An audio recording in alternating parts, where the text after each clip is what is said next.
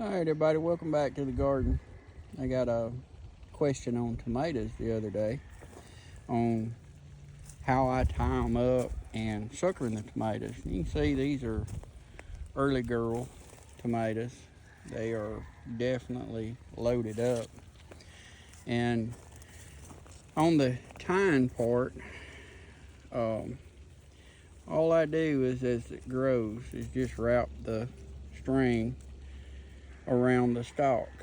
And as it grows, I just keep wrapping it and holding it upright. Now, as far as the sucker goes, you can see right here, everywhere you have a limb, the leaves coming off of it, you'll get a sucker. So all I do is pinch those off.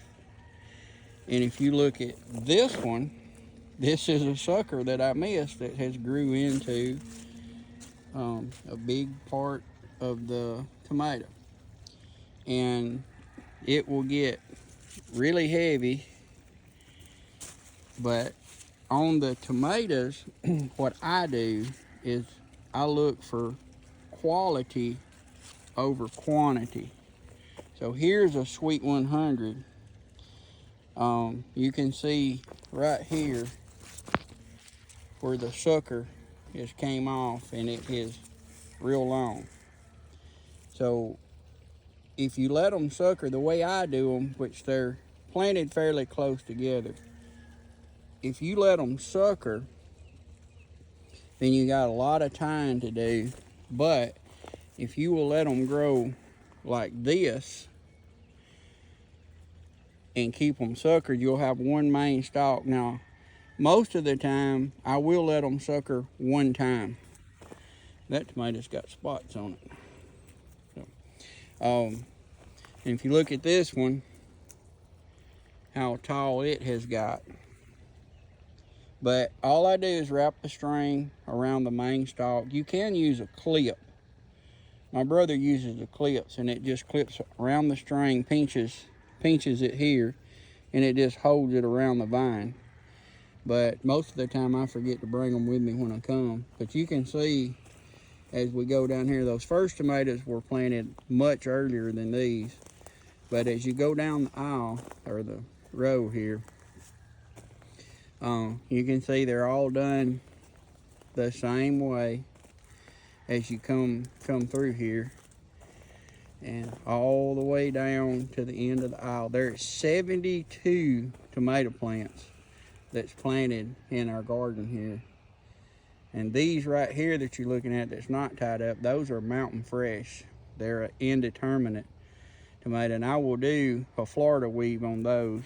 And you can see there's basil here. There's basil planted all throughout the tomatoes along with marigolds because it helps keeps the bugs off. And right here's a perfect example of what I do. As it starts to grow, I just wrap it around the vine, and here's a sucker, and I just pinch it off. And basil, marigolds, and it just, there's 2 long rows here that's all done exactly the same way. And now see here's another sucker that I missed that's got away from me. So I will it's got big green tomatoes on it, so I'll just let that one go and tie it up just like I do the rest of them. And the other question they asked is, what is the string that I'm using?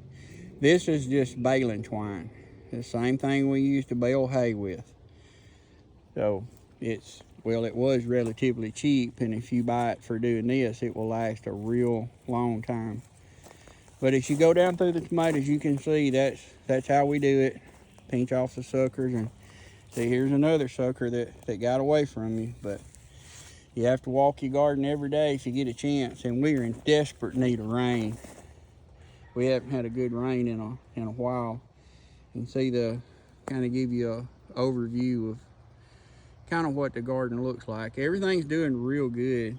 It's just we just got to have some rain, and I really don't want to have to start watering, but I will if I have to.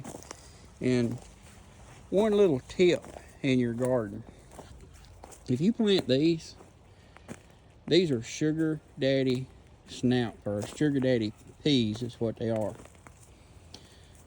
So if you plant them, plant a lot of them, because when you start eating them, they're addicted, and you'll find yourself out here eating a lot of them. So we got a whole entire row of these. We put them up and freeze them. So, but I hope that answered your question, Benjamin, that you was asking. You got any questions on anything in the garden, just put it in the comments, and I'll try my best to answer them.